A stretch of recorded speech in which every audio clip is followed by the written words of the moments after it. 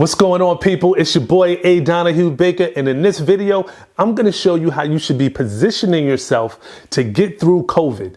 Where other people are failing, I'm going to show you how you can win and be the kingmaker in your market. Real estate is like any other market or asset-based class, right? It's based on property, it's based on market cycles. As the market goes up, the prices of real estate goes up. The ability to get loans actually becomes easier, right? And when markets go down, the property values go down and the ability to get loans become harder and harder. Currently, we're in that position, and we know that it's very, very difficult to time the market. But if somebody put a gun to my head and said you have to time the market, I would much rather time the market in real estate than time the market in the stock market.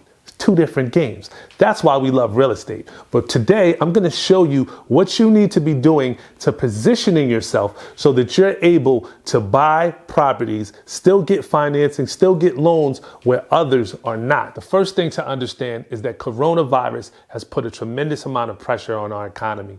A lot of people are out of work. When you put people out of work, they can't pay their bills. When you can't pay your bills, particularly rent, you put a lot of pressure on the landlords and property owners, which in turn put the banks in a situation where they don't want to lose out on their investments. So because that factor exists, there's more pressure on the ability to lend. Banks are tightening, they're pulling back. Most banks today aren't even lending. Some are actually not lending on any new business. They're just servicing the current business that they have. During the last recession, we experienced a dip in asset prices, and those that were able to acquire properties definitely created a lot of wealth during that period of time. But it wasn't a situation like we didn't have a lot of value out in the market. The real problem was that people were not able to get the financing that they needed to acquire the value that we saw in the market. In this particular time, we learned an important lesson. We learned that there's really a particular type of lender that thrives during this time. And your ability as an investor is to figure out what and where that particular lender is. In addition to knowing what institution and what lender to go to, it's important that you understand the power of leverage. The fact that you can raise 100% of the acquisition price is not always a great idea, because coming up with 20 and 30% down actually is the key wealth component. It's the mechanism by which you're able to create wealth. If you come up with 100% of the acquisition price, you're basically over leveraging yourself, and it can be a wealth destroyer.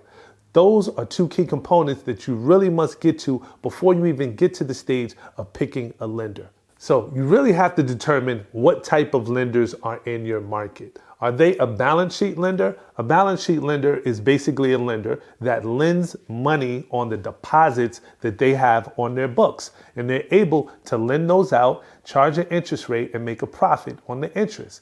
They are not in a position, or not like they're in a position, but they're not rushing to sell those loans. They're not rushing to securitize those loans as quickly as possible. And because of that fact, they're able to have more leeway to lend during tough economic times like we're experiencing with COVID. The next type of lender are these warehouse lenders. The warehouse lenders have large lines of credit with large institutions or agency funds like Freddie and Fannie.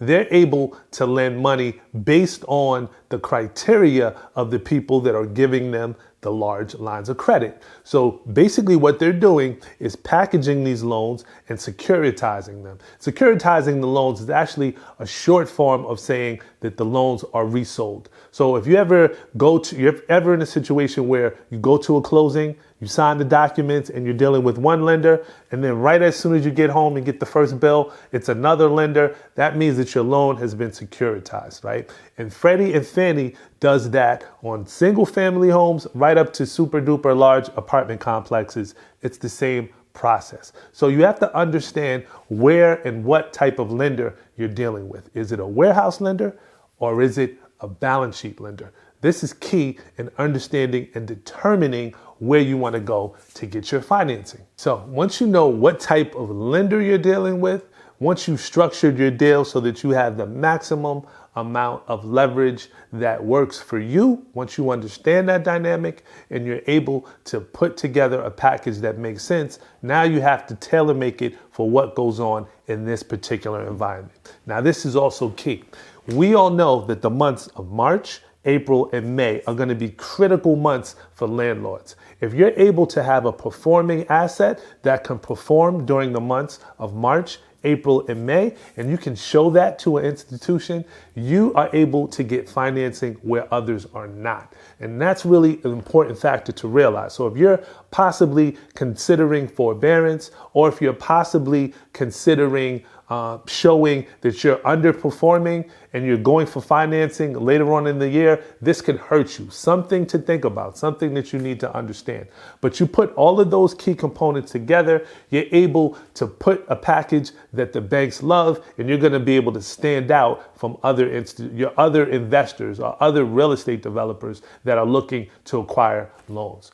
And then finally, the final piece that you need to understand is that Freddie and Fannie, which we call agency debt, they've upped their standards. Right now, they want you to put between 6 to 18 months of operating expenses on the back of your loan before you close, which is, they'll give you that money back, but that's a real high bar to hurdle, right? So what that means is that now you have to actually come up with a little bit more cash than you previously did before. How do you get around that? Well, at this particular point, you might want to up your leverage percentage a month, a little bit, not too much, but just enough so that you have enough cash to close your deals after you do your analysis. Hope this video was of value. Hope it helped. Hopefully, if you like, share it, and we'll see you on the next clip.